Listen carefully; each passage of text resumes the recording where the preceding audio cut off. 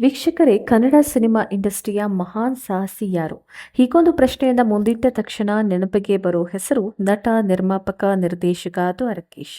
ಯಾವ ಕಾರಣಕ್ಕಾಗಿ ಇವರನ್ನ ಸಿನಿಮಾ ಇಂಡಸ್ಟ್ರಿಯ ಮಹಾನ್ ಸಾಹಸಿ ಅಂತೀವಿ ಅಂದ್ರೆ, ನಾನಾ ರೀತಿಯ ಪ್ರಯೋಗಗಳನ್ನ ಮಾಡಿದ್ರು, ಕೈ ಸುಟ್ಕೊಂಡ್ರು, ಒಮ್ಮೆ ಮೇಲ್ಗಡೆ ಹೋದ್ರು, ಆಮೇಲೆ ಕೆಳಗಡೆ ಬಿದ್ರು, ಸಾಲು ಸಾಲು ಸಿನಿಮಾಗಳು ಫೇಲ್ ಆದವು, ಮನೆ ಮಠ ಕಳೆದುಕೊಂಡು ಬಾಡಿಗೆ ಮನೆಗೆ ಬಂದರು. ಆದರೂ ಕೂಡ ಸಿನಿಮಾ ಹುಚ್ಚು, ಸಿನಿಮಾ ಇಂಡಸ್ಟ್ರಿಯ ಹುಚ್ಚು ದೂರ ಆಗ್ಲೇ ಇಲ್ಲ. ಸಿನಿಮಾದಿಂದ ದೂರ ಆಗುವ ಯೋಚನೆ ಮಾಡಲೇ ಇಲ್ಲ. ಮತ್ತೆ ಮತ್ತೆ ಸಿನಿಮಾವನ್ನ ಮಾಡ್ತಾನೆ ಇದ್ರು, ಮತ್ತೆ ಮತ್ತೆ ಕೈ ಸುಟ್ಕೊಳ್ತಾನೆ ಇದ್ರು. ಒಮ್ಮೊಮ್ಮೆ ನಷ್ಟವನ್ನ ಅನುಭವಿಸ್ತಾರೆ, ಒಮ್ಮೊಮ್ಮೆ ಲಾಭವನ್ನ ಅನುಭವಿಸ್ತಾರೆ.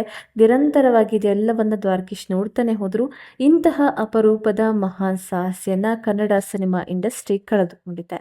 ಈ ವಿಡಿಯೋದಲ್ಲಿ ಅವರ ಫೇಲ್ಯೂರ್ಗಳ ಬಗ್ಗೆ, ನಷ್ಟಗಳ ಬಗ್ಗೆ, ಹಾಗೆಯೇ ಏನೇನೆಲ್ಲ ಕಳೆದುಕೊಂಡ್ರು ಅನ್ನೋದು ಒಂಥರ ಒಂದು ವಿಚಾರದ ಬಗ್ಗೆ ಮಾಹಿತಿಯನ್ನು ತಿಳಿದುಕೊಳ್ಳೋಣ. ಅದಕ್ಕೂ ಮುನ್ನ ನೀವೇನು ನಮ್ಮ ಚಾನಲ್ನ ಸಬ್ಸ್ಕ್ರೈಬ್ ಮಾಡಿಲ್ಲ ಅಂದರೆ ಸಬ್ಸ್ಕ್ರೈಬ್ ಮಾಡ್ಕೊಳ್ಳಿ. ಹಾಗೆಯೇ ಈ ವಿಡಿಯೋಗೆ ಒಂದು ಲೈಕ್ ಕೊಟ್ಟು ನಮ್ಮನ್ನು ಪ್ರೋತ್ಸಾಹಿಸಿ.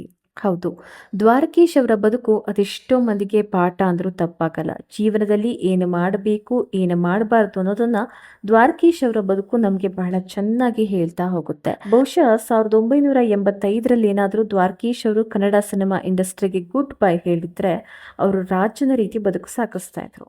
ಹಾಗೇನೆ ಇವತ್ತು ನಾವು ಅವರ ಬದುಕಿನ ಏರಿಳಿತಗಳ ಬಗ್ಗೆ ನಾವ್ಯಾರು ಕೂಡ ಮಾತನಾಡ್ತಾ ಇರಲಿಲ್ಲ. ದ್ವಾರಕೀಶ್ ಅವರು ರಾಜನ ರೀತಿ ಸಿನಿಮಾ ಇಂಡಸ್ಟ್ರಿಯಲ್ಲಿ ಇದ್ರು, ಇವತ್ತು ಕೂಡ ರಾಜನ ರೀತಿ ಇದ್ದಾರೆ ಅನ್ನುವಂಥ ಮಾತನ್ನ ಹೇಳ್ತಾ ಇದ್ರು. ಹಾಗೆ ಬದುಕು ಯಾವಾಗಲೂ ಒಂದೇ ರೀತಿ ಇರುವುದಿಲ್ಲ. ಒಮ್ಮೆ ಮೇಲೆ ಇದ್ರೆ ನಮ್ಮ ಕೆಳಗೆ ಬೀಳ್ತೀವಿ ಅನ್ನೋದಕ್ಕೆ ಉದಾಹರಣೆ ನಿರ್ಮಾಪಕ, ನಿರ್ದೇಶಕ, ನಟ ದ್ವಾರಕೀಶ್ ಅವರು ಸಿನಿಮಾ ಇಂಡಸ್ಟ್ರಿಗೆ ಬಂದಾಗ ಮುಟ್ಟಿದ್ದೆಲ್ಲ ಚಿನ್ನ ಅನ್ನುವಂಥ ಪರಿಸ್ಥಿತಿ ಇತ್ತು. ಡಾಕ್ಟರ್ ರಾಜ್ಕುಮಾರ್ ಅವರ ಕಾಲ್ ಶೀಟ್ ಸಿಗುತ್ತೆ. ರಜನಿಕಾಂತ್ ಅವರ ಜೊತೆ 3 ಸಿನಿಮಾಗಳನ್ನ ಮಾಡ್ತಾರೆ. ವಿಷ್ಣುವರ್ಧನ್ ಅವರೊಂದಿಗೆ ಸ್ನೇಹ, ಈ ಸ್ನೇಹದಿಂದಾಗಿ ಮಾಡಿದ್ದೆಲ್ಲ ಸಿನಿಮಾಗಳು ಕೂಡ ಸಾಲು ಸಾಲು ಹಿಟ್ ಆಗ್ತಾನೆ ಹೋಗುತ್ತೆ. ಎಲ್ಲ ಸಿನಿಮಾಗಳಿಂದ ತುಂಬಾ ಹಣ ಬರುತ್ತೆ. ಹೀಗಾಗಿ ದ್ವಾರಕೀಶ್ ಅವರು ಅದ್ದೂರಿಯಾಗಿ ಸಿನಿಮಾಗಳನ್ನ ನಿರ್ಮಾಣ ಮಾಡ್ತಾ ಇದ್ರು. ಐಷಾರಾಮಿ ಜೀವನ ಇತ್ತು ಅಂತ ಅವರನ್ನ ಬಹಳ ಹತ್ತಿರದಿಂದ ಕಂಡವರೇ ಹೇಳಿದ್ದಾರೆ. ದ್ವಾರಕೀಶ್ ಅವರನ್ನು ನೋಡಿದ ಪ್ರತಿಯೊಬ್ಬರು ಅಂದ್ಕೊಳ್ತಾ ಇದ್ರಂತೆ, ಬದುಕಿದ್ರೆ ಇವನ ರೀತಿ ಬದುಕಬೇಕು, ರಾಜನ ರೀತಿ ಇದ್ರಂತೆ. ಆದರೆ ಎಲ್ಲವೂ ಅಂದುಕೊಂಡ ಹಾಗೆ ಇರೋದಿಲ್ಲ. ಯಾವಾಗ ಏನು ಬೇಕಾದರೂ ಆಗ್ಬಹುದು. ದ್ವಾರಕೀಶ್ ಅವರ ಬದುಕಲ್ಲಿ ಹಾಗೆ ಆಗ್ತಾ ಹೋಯ್ತು. ಹಾಗಂತ ಅವ್ರಿಗೇನೋ ಅಭ್ಯಾಸ ಇತ್ತು, ದಂಧೆಗೆ ದುಡ್ಡು ಹಾಕ್ತಾ ಇದ್ರು ಅಂತಲ್ಲ. ಅವರು ಕಳ್ಕೊಂಡಿದ್ದು ಪೂರ ಸಿನಿಮಾ ಇಂಡಸ್ಟ್ರಿಯಲ್ಲೇನೆ. ದ್ವಾರಕೀಶ್ ಅವರಿಗೆ ಮೊದಲು ಪೆಟ್ಟು ಬಿದ್ದಿದ್ದು ವಿಷ್ಣುವರ್ಧನ್ ಅವರೊಂದಿಗೆ ಸ್ನೇಹ ಹಾಳಾದ ಕಾರಣಕ್ಕಾಗಿ. ವಿಷ್ಣುವರ್ಧನ್ ಅವರೊಂದಿಗೆ ತುಂಬ ಒಳ್ಳೆಯ ಸ್ನೇಹ ಇರುತ್ತೆ. ಒಂದು ಚಾನಲಲ್ಲಿ ಅವರ ಹೇಳ್ತಾ ಹೋಗ್ತಾರೆ, ಪಶ್ಚಾತ್ತಾಪವನ್ನು ಪಡ್ತಾರೆ. ವಿಷ್ಣುವರ್ಧನ್ ಅವ್ರಿಗೆ ನಾನು ಮರ್ಯಾದೆ ಕೊಡಬೇಕಾಗಿತ್ತು, ತುಂಬ ದೊಡ್ಡ ಮೇರು ನಟ, ಆದರೆ ನಾನು ಟೇಕನ್ ಫಾರ್ ಗ್ರಾಂಟೆಡ್ ಅನ್ನೋ ರೀತಿ ತಗೋಬಿಟ್ಟೆ. ಆತನನ್ನು ಸರಿಯಾದ ರೀತಿಯಲ್ಲಿ ನಡೆಸ್ಕೊಳ್ಳಿಲ್ಲ. ನಾನು ಆತನಿಗೆ ಕೊಡಬೇಕಾದಂತಹ ಗೌರವವನ್ನು ಕೊಡಲಿಲ್ಲ. ಹಾಗಾಗಿ ನಮ್ಮ ನಡುವೆ ಮುನಿಸು ಬಂತು ಅಂತ ಅವರೇ ಹೇಳ್ಕೊಳ್ತಾರೆ. ಹಾಗಾಗಿ ಹೊಸ ಹೊಸ ಹೀರೋಗಳನ್ನು ಪರಿಚಯ ಮಾಡಿಕೊಡೋ ಪ್ರಯತ್ನ ಮಾಡ್ತಾರೆ, ಆದರೆ ಅದರಲ್ಲಿ ಫೇಲ್ಯೂರ್ ಆಗ್ತಾರೆ. ಅದು ಅಲ್ಲದೆ ಗೌರಿ ಕಲ್ಯಾಣ ಅನ್ನೋ ಒಂದು ಸಿನಿಮಾ ಮಾಡಿ ವಿಷ್ಣುವರ್ಧನ್ ಅವರ ರೀತಿಯ ಇನ್ನೊಬ್ಬ ನಟನನ್ನು ಕರೆದುಕೊಂಡು ಬರ್ತೀನಿ ಅಂತ ಹರ್ಷವರ್ಧನ್ ಅನ್ನೋ ನಟನನ್ನು ಕರ್ಕೊಬರ್ತಾರೆ. ಆದರೆ ಈ ಸಿನಿಮಾ ಫ್ಲಾಪ್ ಆಗುತ್ತೆ. ಹಾಗಾಗಿ ದ್ವಾರಕೀಶ್ ಅವರ ಸೋಲಿಗೆ ಮೊದಲ ಕಾರಣ ವಿಷ್ಣುವರ್ಧನ್ ಅವರಿಗೆ ಕೊಡಬೇಕಾದ ಮರ್ಯಾದೆ, ಗೌರವ ಕೊಡಲಿಲ್ಲ. ಬೇರೆ ಬೇರೆ ಹೀರೋಗಳನ್ನು ಕರೆತರೋ ಪ್ರಯತ್ನ ಮಾಡ್ತಾರೆ, ಆದರೆ ಅದು ಯಾವುದು ಕೂಡ ದ್ವಾರಕೀಶ್ ಅವರ ಕೈ ಹಿಡಿಯೋದಿಲ್ಲ. ಅಲ್ಲಿಂದ ಅವರಿಗೆ ಫೇಲ್ಯೂರ್ ಶುರುವಾಗುತ್ತೆ. ಮೊದಲಿಗೆ ಅವರಿಗೆ ಹೊಡೆತ ಕೊಟ್ಟಂತಹ ಸಿನಿಮಾ ಅಂದರೆ ಅದು ಆಫ್ರಿಕಾದಲ್ಲಿ ಶೀಲಾ ಅನ್ನುವಂಥ ಒಂದು ಸಿನಿಮಾ. 4 ಭಾಷೆಯಲ್ಲಿ ತಯಾರಾದಂಥ ಸಿನಿಮಾ ಅದು. ಹಾಗೆ ವಿದೇಶಕ್ಕೆ ಹೋಗಿ ಶೂಟಿಂಗ್ ಮಾಡ್ಕೊಂಡು ಬಂದಿರ್ತಾರೆ. ಅದು ಅಟ್ಟರ್ ಫ್ಲಾಪ್ ಆಗಿಬಿಡುತ್ತೆ. ಬಹುದೊಡ್ಡ ಫೇಲ್ ಆಗುತ್ತೆ ದ್ವಾರಕೀಶ್ ಅವ್ರಿಗೆ. ಅಲ್ಲಿಂದ ಸುಧಾರಿಸ್ಕೊಳ್ಳೋದೇ ಕಷ್ಟ ಅನ್ನೋ ರೀತಿ ಆಗುತ್ತೆ. ಹಾಗೆ ಅಲ್ಲಿಂದ ಸತತವಾಗಿ 19 ಸಿನಿಮಾಗಳು ಸೋಲನ್ನು ಕಾಣ್ತವೆ. ಮಧ್ಯದಲ್ಲಿ ಶ್ರುತಿ ಅನ್ನೋ ಒಂದು ಸಿನಿಮಾ ಹಿಟ್ಟಾಗುತ್ತೆ, ಆದರೆ ಅದರ ಮಧ್ಯದಲ್ಲಿ ಬಂದಂಥ ಯಾವ ಸಿನಿಮಾಗಳು ಕೂಡ ದ್ವಾರಕೀಶ್ ಅವರ ಕೈ ಹಿಡಿಯೋದಿಲ್ಲ. ಒಂದು ರೀತಿ ವನವಾಸವನ್ನು ಅನುಭವಿಸುವ ಪರಿಸ್ಥಿತಿ ಎದುರಾಗ್ಬಿಡುತ್ತೆ. ಅದಕ್ಕೆ ಕಾರಣ ಹೊಸ ಹೊಸ ನಟರನ್ನು ಪರಿಚಯಿಸೋದಕ್ಕೆ ಪ್ರಯತ್ನ ಪಡ್ತಾರೆ, ಹೊಸ ಹೊಸ ಪ್ರಯತ್ನಗಳನ್ನು ಮಾಡೋದಕ್ಕೆ ಮುಂದಾಗ್ತಾರೆ. ಅದು ಯಾವುದು ಕೂಡ ಜನರಿಗೆ ಇಷ್ಟ ಆಗಲಿಲ್ಲ. ಇದರ ನಡುವೆ ವಿಷ್ಣುವರ್ಧನ್ ಅವರ ಒಂದು ಕಾಲ್ ಶೀಟ್ ಕೊಟ್ಟಿದ್ರು, ಅದು ಒಂದು ಸ್ವಲ್ಪ ಇವರ ಕೈ ಹಿಡಿತು. ಬಿಟ್ಟರೆ ಬ್ಲಾಕ್ ಬಾಸ್ಟರ್ ಹಿಟ್ ಅನ್ನುವಂಥ ಯಾವುದೇ ಸಿನಿಮಾ ಬರಲೇ ಇಲ್ಲ. ಕೊನೆಗೆ ದ್ವಾರಕೀಶ್ ಅವರ ಕೈ ಹಿಡಿದಿದ್ದು ವಿಷ್ಣುವರ್ಧನ್ ಅವರೇ.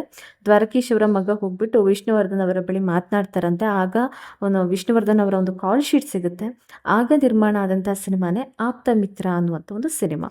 ಈ ಸಿನಿಮಾ ಸೂಪರ್ ಡೂಪರ್ ಹಿಟ್ ಆಗುತ್ತೆ. ದ್ವಾರಕೀಶ್ ಅವ್ರು ಏನೇನು ಕಳ್ಕೊಂಡಿದ್ರು ಅದೆಲ್ಲವನ್ನು ವಾಪಸ್ ಪಡಿತಾರೆ. ನಂತರ ಒಂದಷ್ಟು ಸಿನಿಮಾಗಳನ್ನು ಮತ್ತೆ ಮಾಡ್ತಾರೆ, ಅವು ಕೂಡ ಇವರ ಕೈ ಹಿಡಿಯೋದಿಲ್ಲ. ಮತ್ತೆ ಅವರ ಕುಟುಂಬ ಸಂಕಷ್ಟಕ್ಕೆ ಎದುರಾಗುತ್ತೆ.